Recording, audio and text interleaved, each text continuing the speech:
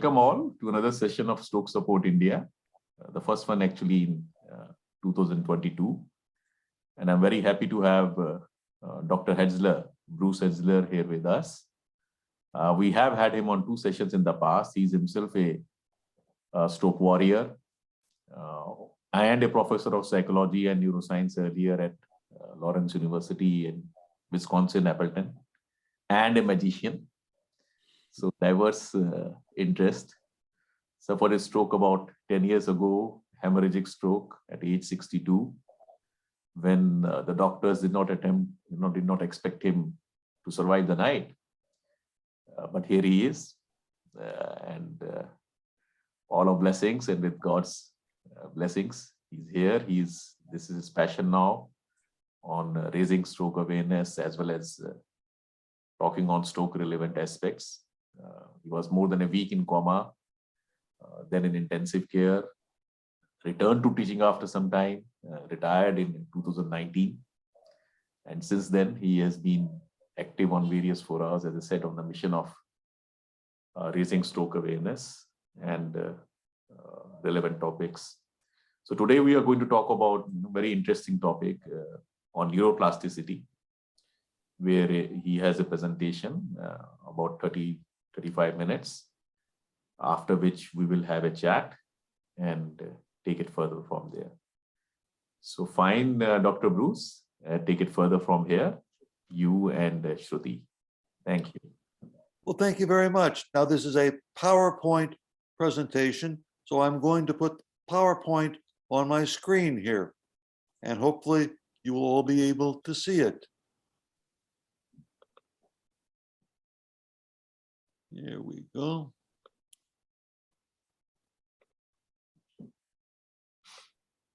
There we are, neuroplasticity.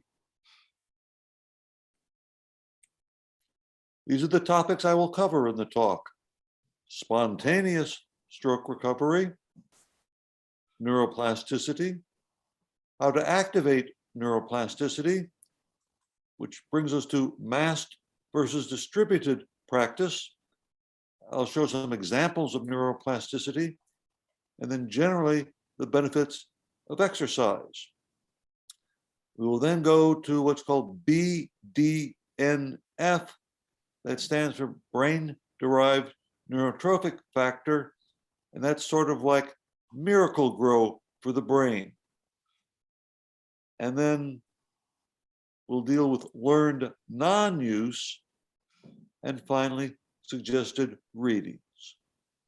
And after the talk, I will be happy to answer questions you may have.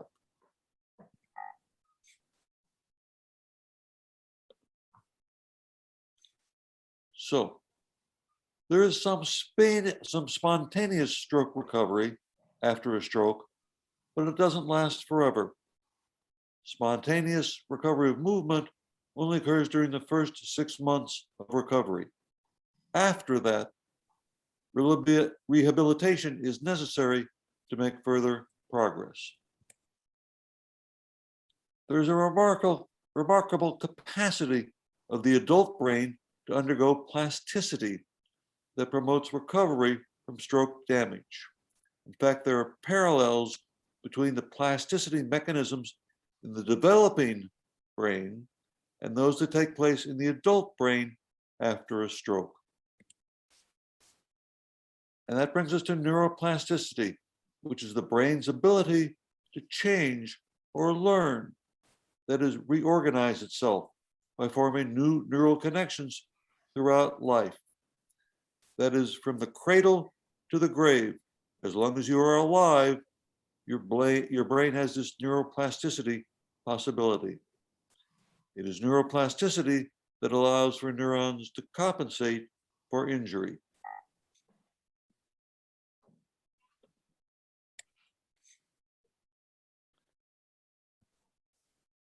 How do you activate neuroplasticity? The best way to activate neuroplasticity is what is called Mast practice. That is heavy repetition.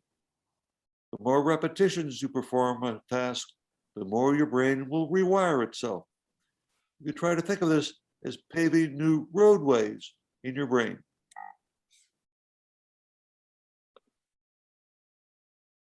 That's not exactly what's going on in your brain, but you get the idea. The brain is forming new pathways through neuroplasticity. And what is the difference between massed versus distributed practice? Well, let's say you've decided to practice for 4 hours a day.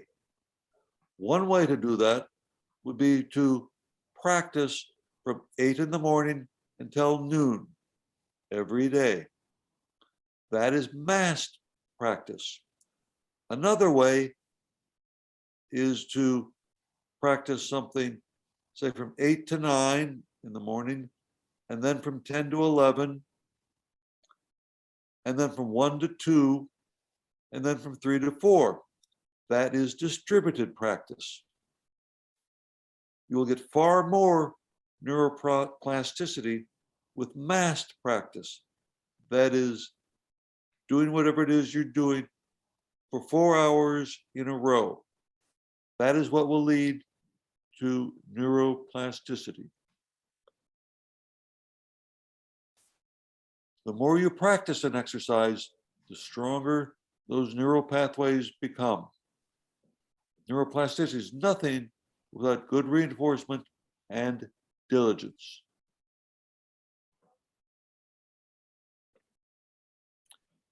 Neuroplasticity is the king of stroke recovery because it can help you restore most of your stroke side effects. Whatever you do over and over again, your brain will get better at. Here's some examples of neuroplasticity. Memory problems can improve with mass practice of memory games. Motor impairments can improve with mass practice of rehabilitation exercises. Speech impairments can improve with mass practice of speech therapy exercises. Again, whatever ability you want to improve, with enough practice, you start to regain that function. So even if your doctor has given you a very grim diagnosis, don't give up. You may just surprise yourself by what you can accomplish. Here is a picture of the human brain. We are looking at the left side of the brain. The front of the brain is to the left. The back of the brain is to the right. It weighs about 3 pounds and looks like something that might be washed up on a shore rather than one of the wonders of the universe. It contains about 100 billion neurons. Now, what we're actually looking at here is the cerebral cortex. Cortex means bark. And like the bark of a tree, the cerebral cortex is the outer layer of the cerebrum. This is what controls speech and memory and movement. This is the part of the brain that is often damaged in a stroke. There are other parts of the brain, obviously, that can be damaged as well, but most strokes occur in the cerebral cortex. They would be called cortical strokes. Anything underneath the cerebral cortex that was damaged would be called subcortical, or underneath the cortex.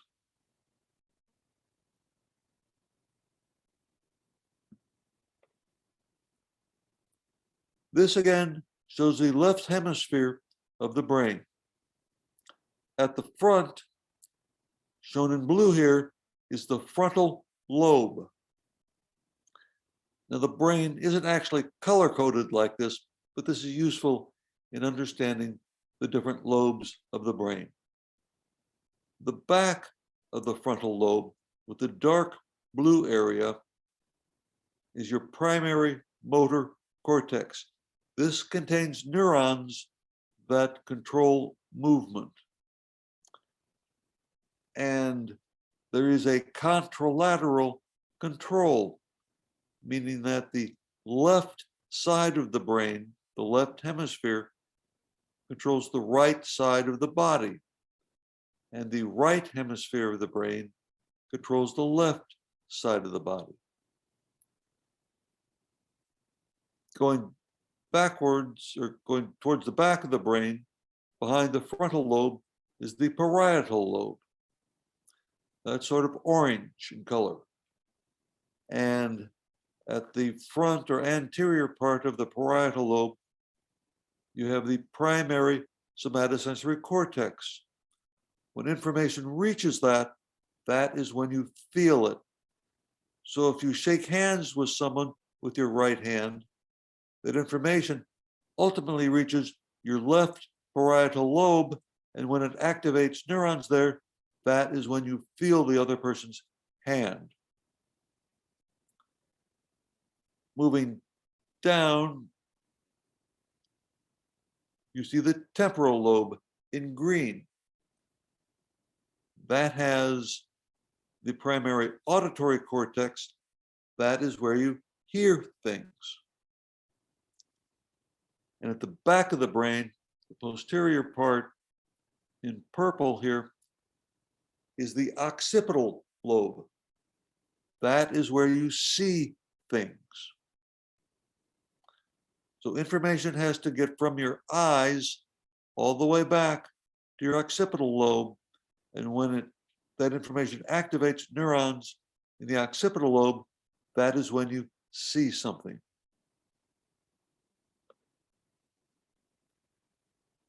Now, the motor and somatosensory cortices, that would be the frontal and parietal lobes, are organized into what are called somatotopic functional maps. That is, your body is basically mapped out on the cerebral cortex. And these maps have what's called use-dependent plasticity. That is, these maps can be modified by experience. The more you use a body part, the larger the area of the brain devoted to that body part is and will become. So the motor maps in the frontal lobe reflect the ability of individual neurons in the frontal lobe to control different body parts. And the sensory maps in the parietal lobe reflect the ability of individual neurons there to feel or to allow you to feel a body part. Now, this diagram shows that primary motor cortex in purple at the bottom of the screen. And you see an image of a body there. This is called a homunculus. Homunculus means a little person, and that image reflects the amount of the brain devoted to each body part. So as far as your brain is concerned, you have a large head, especially large mouth, because you have a lot of control over the mouth, and very large hands, and somewhat large feet. Looks sort of like a rabbit. That is the homunculus. Now, I've talked about these maps and how they are, of the homunculus, and how they are capable of being altered by experience. There are actually 3 ways to alter that homunculus or improve your body image there, and thereby allow you to either feel better or move better. There are 3 ways. And with 2 of them, you don't even have to move. How is that, you ask? Well, I'm glad you asked that. I will show you. So there are 3 ways to get the brain to change to allow you to move better. One is by moving, and that's the general way it's done. In physical therapy, you learn to move your legs and your feet. In occupational therapy, you learn to move your arms and your hands. This is called repetitive practice. But you could also improve those maps with your imagination. You can imagine a movement. This is called mental imagery or mental practice. Finally, you can watch someone else do a movement. This is called action observation. And this works because you have what are called mirror neurons in your brain. These neurons become active when you do something, but also when you watch someone else do something.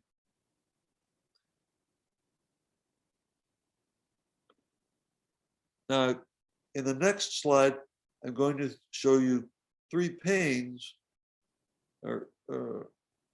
that indicate the activity in different parts of the brain during movement, mental practice, and action observation.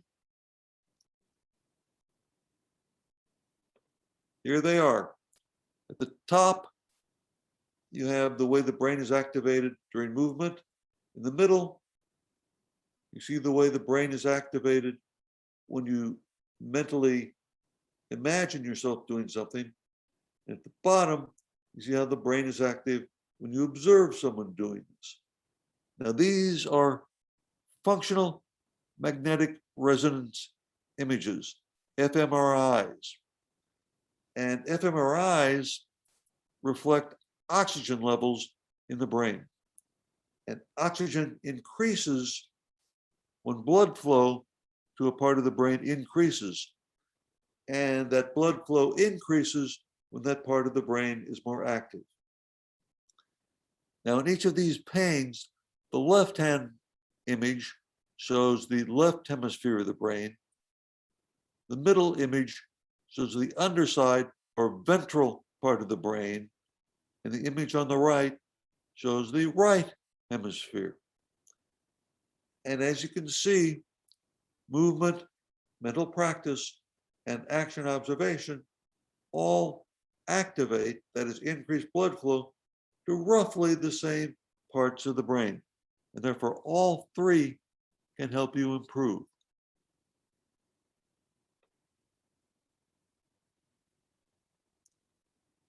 A study published by Kottman and colleagues in 2007 demonstrates that exercise builds brain health.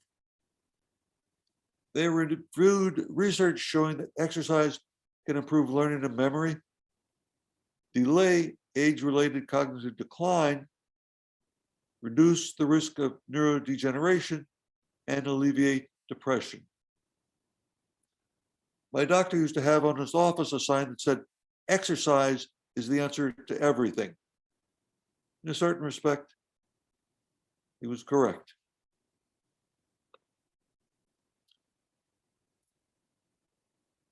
Now, there are other mechanisms that can interfere with growth factors, specifically inflammation.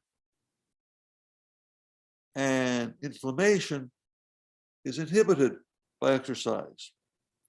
The reduction of inflammation in the brain by exercise is how exercise reduces factors that contribute to cognitive decline and neurodegeneration. This is summarized in this figure. You can see exercise in the dark purple in the middle, and you can see going up to the top that blocks inflammation. Going to the left, you see how exercise blocks age-related cognitive decline and neurodegeneration. AD stands for Alzheimer's disease, and PD, Parkinson's disease. To the right, you see how exercise will block high blood pressure, that is hypertension, and insulin resistance. The arrow from exercise going down shows that exercise will promote growth factor induction and signaling cascades. That will help you. That will improve your brain health and help you recover from a stroke. Now, this slide shows how antidepressants work. Now, why am I showing you this? because exercise and neuroplasticity work in a manner very similar to the effects of antidepressants. So, on the left-hand side, you see a picture of a normal neuron. In the middle panel, you see that stress will increase glucocorticoids, that is, factors released from your adrenal cortex, like cortisone, that can interfere with the function of your brain and will also decrease BDNF.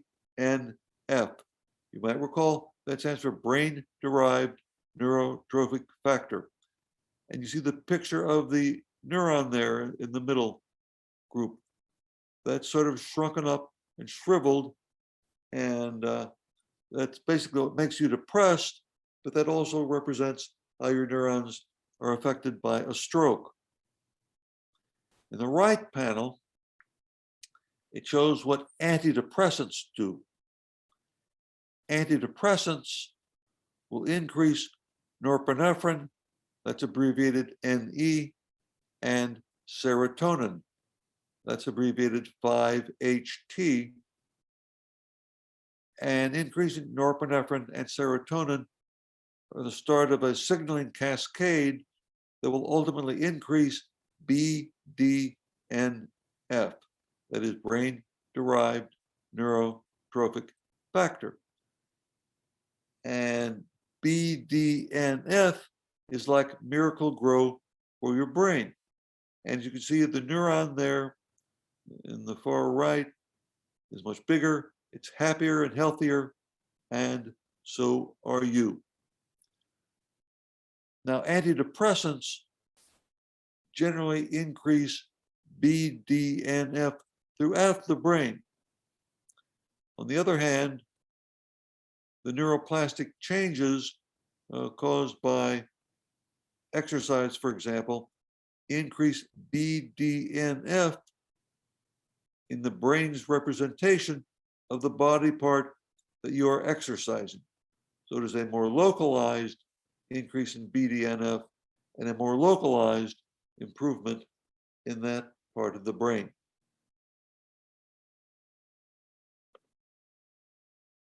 Now here's somewhat the opposite side of the coin, that is learned non-use.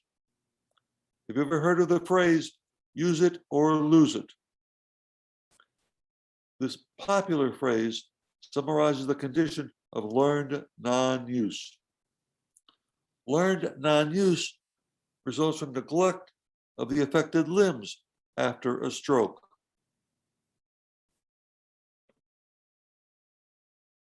So sometimes stroke survivors become overly dependent upon their non-affected hand, for example, to complete daily tasks. Learned non-use occurs when this neglect becomes severe and your brain basically forgets how to use the affected hand. It becomes a useless appendage. Now, learned non-use doesn't happen all at once.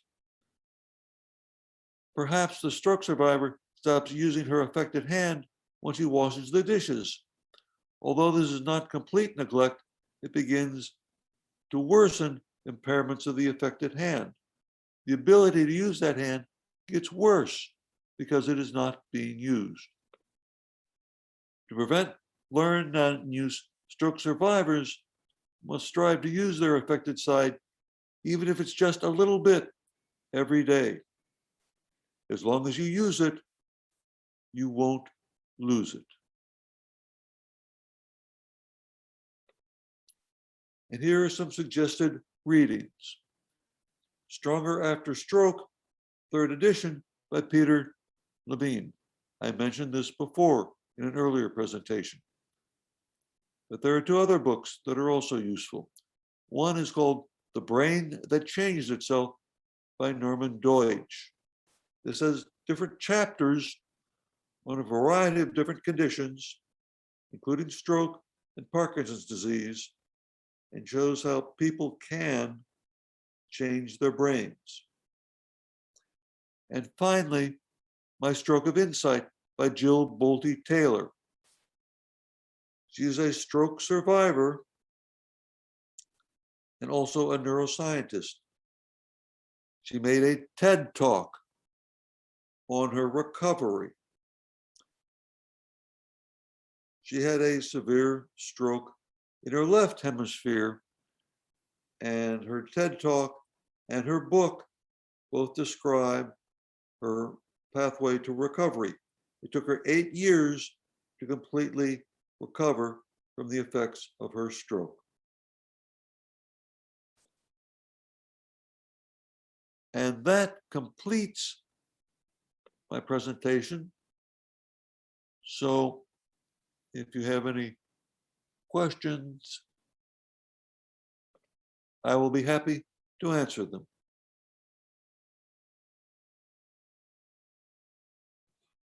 Yes, that was very interesting, Bruce. I do have some questions. I will come back a little bit later. You talked about Jill Bolt Taylor and Norman. Thank you so much, Dr. Bruce. Yes, Yes. Shruti is there. Lot of information, and definitely it has taken back to my college days. So I quite enjoyed the presentation as well, and the part of the brain-derived neurotrophic factor and how the antidepressants work. So it will definitely help all of the stroke warriors out there. And one important factor I just noticed was aspect. The 3 factors which will help in the movement of an affected part, the motor movement, the visualization. So this has been stressed upon by earlier stroke survivors also, and they have definitely seen improvement. They have definitely seen improvement with that. And I regularly observe my husband, he uses his normal hand. He first makes his movement with the normal hand, and then he tries to do the same movement with the affected hand. And yes, we have definitely seen results with that also. So now we are confident we are on the right track. Thank you so much for that information. You are welcome.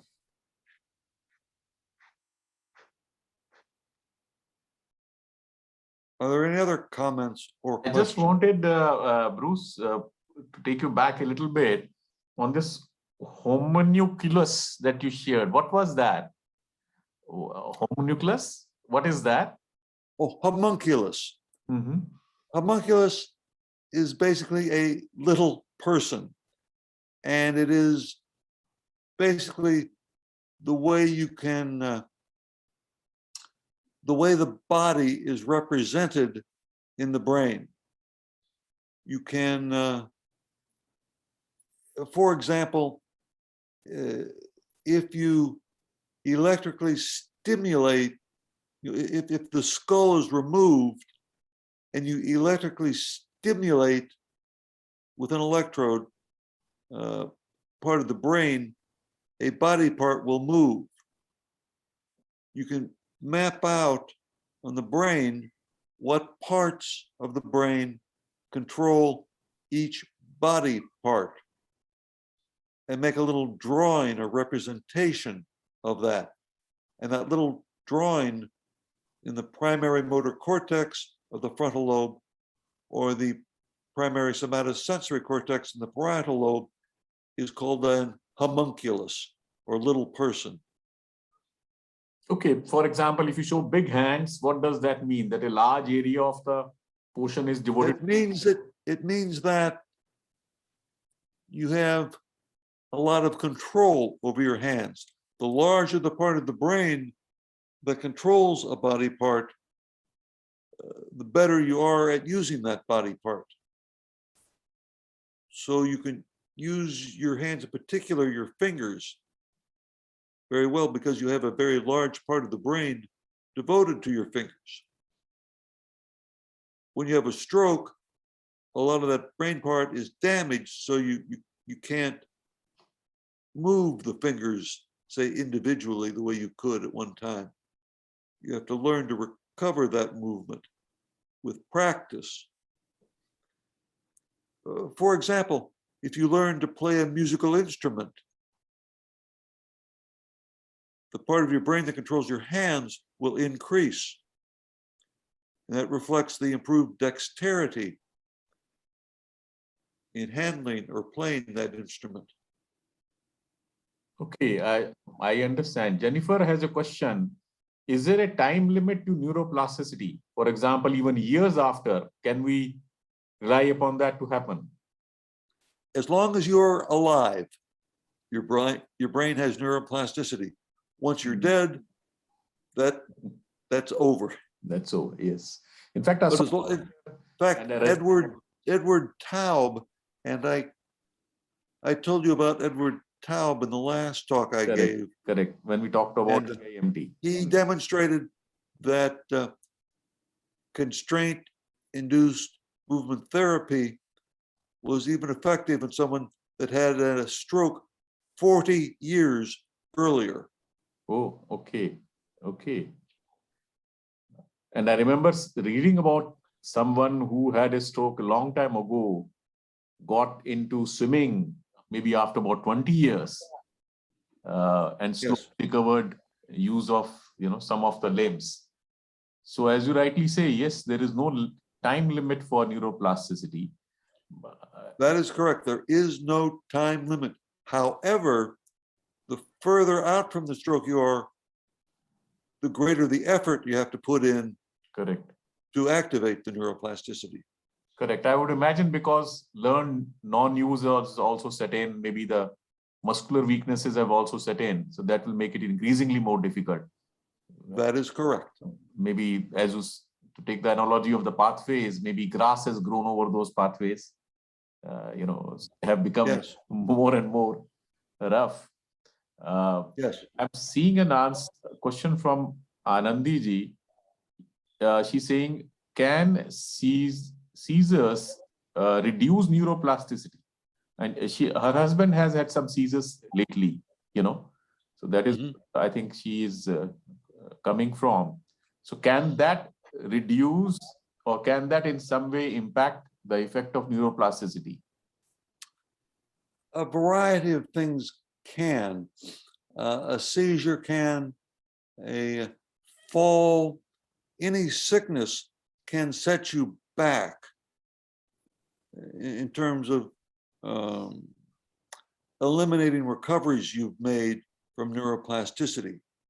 So following a fall or a sickness like a urinary tract infection or a seizure that may erase some gains you've made, and you may have to relearn them. Right, right. There's a question from Malikarjun. Essentially, she's saying, can you please elaborate on conventional versus robotic technologies with reference to increasing neuroplasticity?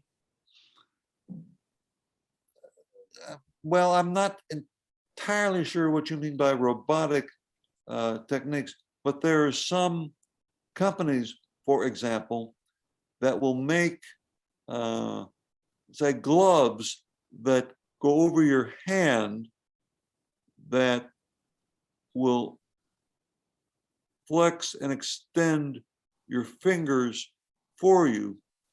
And they are effective in triggering neuroplasticity, although not as effective as doing it on your own. The more you do on your own, the better you are. But any way that limb or digit is moved, be it you moving it or a caregiver moving it or one of these gloves, anytime you use that hand, let's say, you are helping to promote neuroplasticity. It's just better to do it on your own, but any movement is effective. Right. I think you are referring to, for example, the Fit Me gloves that we get Yes. mailers on. Yes, rightly so. essentially they are, to my mind, more of a motivational technique, because they, engross you into some games. They can show you some recoveries. Yes. You can maybe have comparatives. Maybe they can monitor and let's say, kind of induce or promote more motion. But as you rightly said, I would imagine, so if someone can do one on one's own, then is logically, building more signals or giving more signals back and forth with the brain areas, rather than having an instrument or having someone else do it for them. Yes.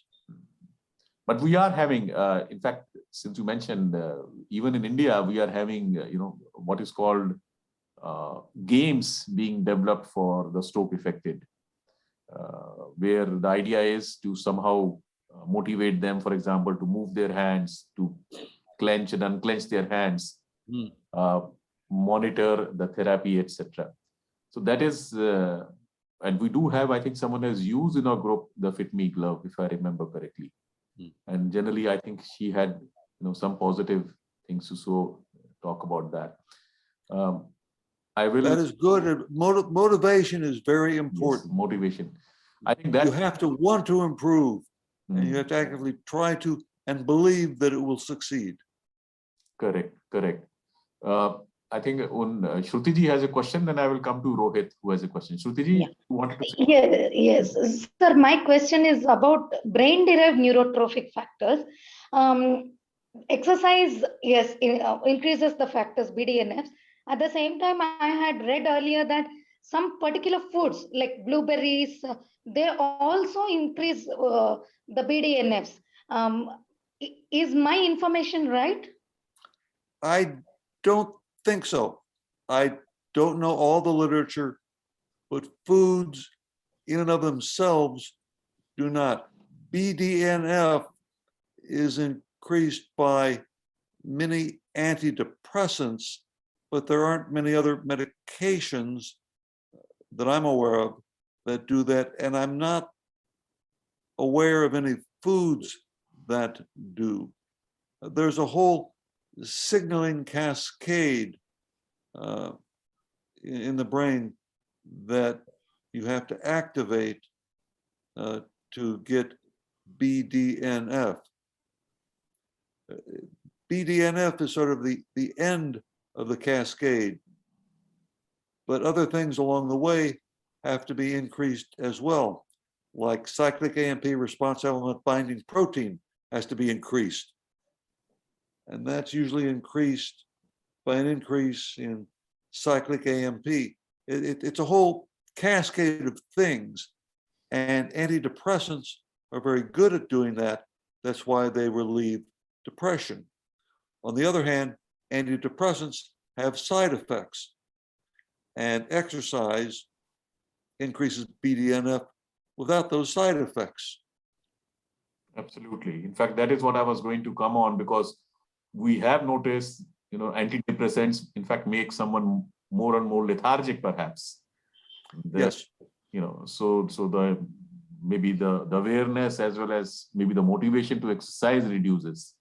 So these are the side effects. If we can avoid them, it's best to avoid them, I think. Because, yes. They have those side effects there also. Rohit has a question. He says, how does neuroplasticity help in recovery of severe Broca's aphasia? That's the first question. I think his wife is suffering from Broca's aphasia, if I remember correctly. And also, the other question is, can someone recover finger movement with neuroplasticity, even if there has been no movement for the last about 8 months since stroke happened? Well, let's see. I'll take your second question first. That is recovery of finger movement.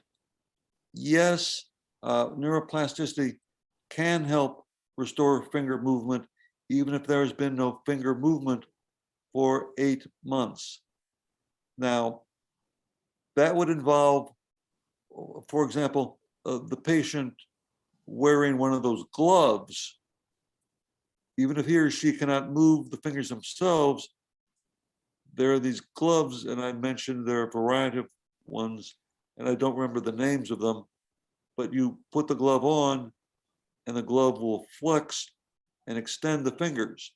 You're not actively doing it, the glove is, but that movement caused by the glove will help promote neuroplasticity and get to the point where your hand will move independent of the glove.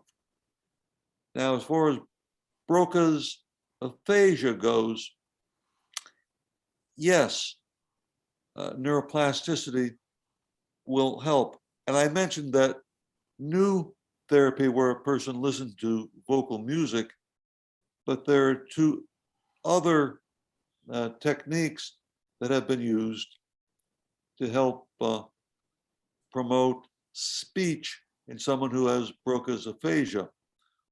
One is called melodic induction therapy. And basically, the person is asked to sing the response rather than talk the response, because singing is controlled by the right hemisphere, while speech is controlled by the left hemisphere. So a person with Broca's aphasia may be able to say very little, but still be able to sing. That was illustrated many years ago by here in the States, there's a group called Jan and Dean. They were contemporaries of the early Beach Boys. They had some popular songs here in the States, one of which was Little Old Lady from Pasadena. Another was Dead Man's Curve.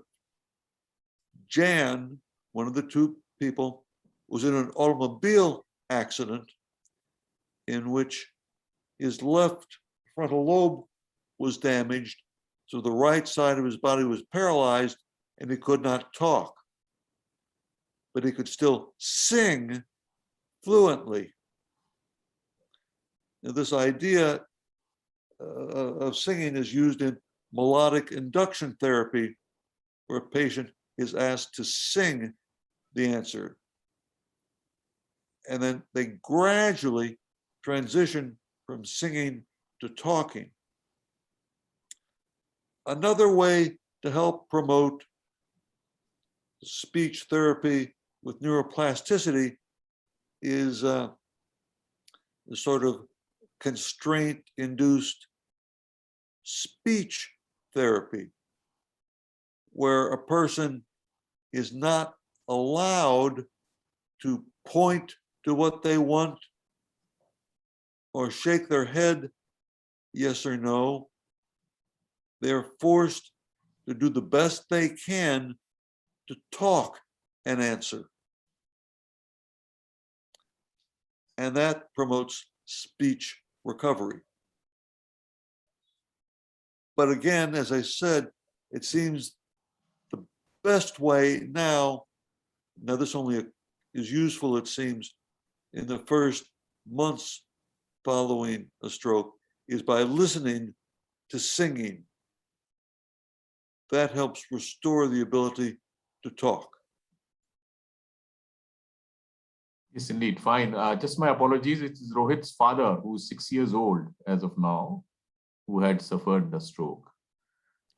As you rightly said, Bruce, melodic intonation therapy is an interesting field. And certainly, even in India, we have had a chat on you, as I was just mentioning before we started the seminar. And of course, you could send us that article, that finished research. Yes, I will do that. That I can, we can share with. Ambika is saying that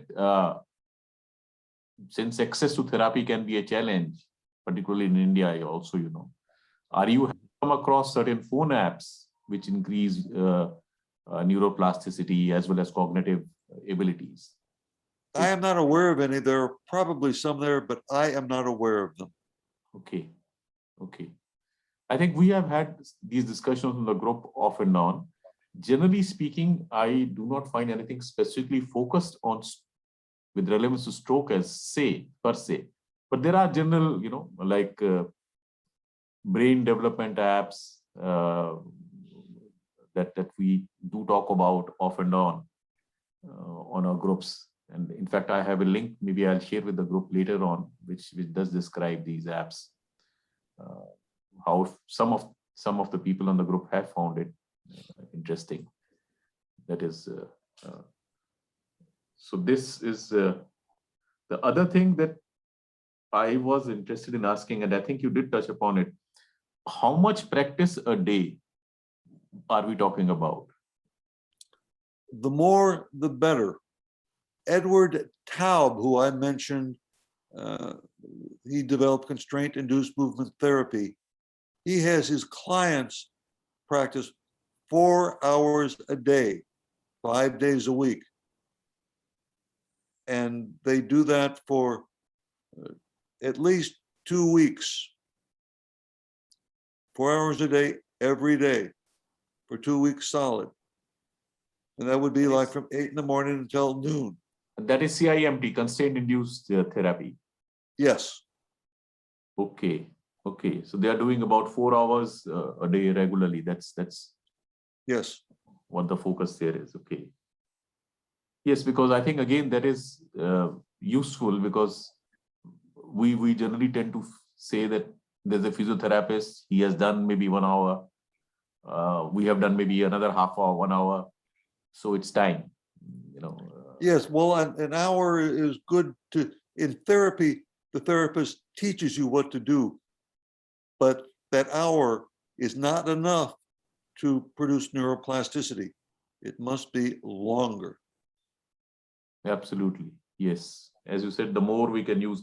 And what again, that raises, another question. Suppose the limb is absolutely non-functional as of now, maybe in a vegetative state. What does one do then? Well, it depends. Now, in my last talk, I went through the stages of motor recovery. And initially, after a stroke, for example, an arm, hand and arm might be completely flaccid, completely limp, completely unusable. But then after that, spasticity occurs, where there's an increase in muscle tone. And although the spasticity is annoying, it's actually a sign of improvement, because you can begin to move that better. Regardless of what stage you're at, it's important to use it as best you can. Now, when your limb is flaccid initially after a stroke, that may depend on a caregiver moving it through range of motion or flexing, extension. But the more it's moved, either by you or someone else, the more and the faster you will recover. Indeed. I just wanted to have some experiences from the people here. If someone can pitch in, what is their experience? What have they been told by their doctors as to the limit of stroke recovery? Has neuroplasticity been discussed or has not been touched upon at all so far by their doctors, etc., physiotherapists, etc.? Anyone has any experience? Please raise your hands. We'll have a small chat on that. Shruti is wanted to say something. Shruti? Neuroplasticity has not been discussed much with the doctor, but it's with the physiotherapist who talks more about the neuroplasticity. So the better we learn about it and we discuss with them, they open even more about it. That is the first thing. And yes, it has helped in recovering arm function. I don't say much.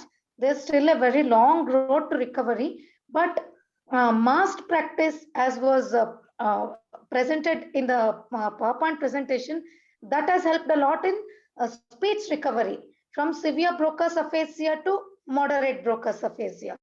So that Mast practice I can see a lot of improvement from having absolutely no syllable expression left in my husband to currently he is able to talk small sentences on his own. And sometimes it is appropriate to the situation as well. So in that way, it has helped. The number of practice, the amount of practice and mass practice has been discussed with physiotherapists and very little with the doctors. Mm-hmm. Yeah. Rohit, you wanted to say something? You can unmute yourself. Yeah. Actually, my father had a severe stroke in last year in June. So he had a stroke in the left side of the brain, and his right side was completely paralyzed. Along with, he was also diagnosed with global aphasia. So we had a discussion with our local physiotherapist over there. So we started with physiotherapy, and I think yes, neuroplasticity has actually helped us a lot. His upper limb was very badly affected because the stroke signs started with his hands and his actually fingers. So now after 8 months of rigorous exercise, he's able to walk. In fact, that's very encouraging for us. Although there is some hip hiking and amount of circumduction, he has also progressed from global aphasia to a level of severe Broca's aphasia. I think he is still in the severe category as per our speech therapist. So I just just wanted to know the question that I had asked. So if we keep on doing it, how has the hope of actually recovering from Broca's severe category of Broca's aphasia to a milder aphasia? And hearing Shruti ji saying that her husband has actually shown some good signs of recovery, it gives us an encouragement actually to keep going. Maybe I'll talk to her personally what efforts she has been taking. So yes. But I'm just curious, Rohit. Was the term neuroplasticity per se ever talked by? It was not discussed by our neurologist initially. It was discussed by our physiotherapist, and I guess that's the same with everyone. I don't know why. Yeah. It was later, of course, discussed with our current neurologist who we are seeing. So he encouraged us to actually pay attention to that, and that the same was also discussed by our physiotherapist. Yes, sir. Fine. Anuradha ji, you wanted to say something? You can unmute and speak up. Yeah, so my mother had stroke twice in 6 months. So the first neurologist, which was seeing in Mumbai, so we never discussed about all this thing, how to go about it. And every time we used to go with some problem, he'll, guide us to the another doctor, go to oncologist, go to this, go to that, and all that. Even physiotherapist also did not discuss how and about the speech also, because she also had global aphasia. We couldn't do anything in first 6 months. We couldn't do anything in first 4 months. Then we did Ayurvedic therapy, and then her progress started, and then she had another stroke after 2 months, so after 6 months. But then she had second stroke in Greater Noida. Here the doctor not only discussed about the neuroplasticity, but he also discussed how much to practice, with whom to practice, and he was very clear that 1 hour with the physiotherapist, 1.5 hours with the physiotherapist, then with assistant, and 1 hour she should practice herself. And that has her improvement is tremendous in a way that she has started walking with stick. Hip hiking is there. Right limb, which has right hand, which had subluxation, and I was so worried about that. So that has gone, and her shoulder movement has started now. So it's been like 4 months here in Greater Noida, and physiotherapists are discussing about it, neurologist, and I'm really surprised about it because it's a smaller place, and we were worried that maybe we'll not get enough, facilities here. But we are really happy with her progress. I think we lag in first stroke because we were not aware. There was no awareness. And secondly, my mother was in depression.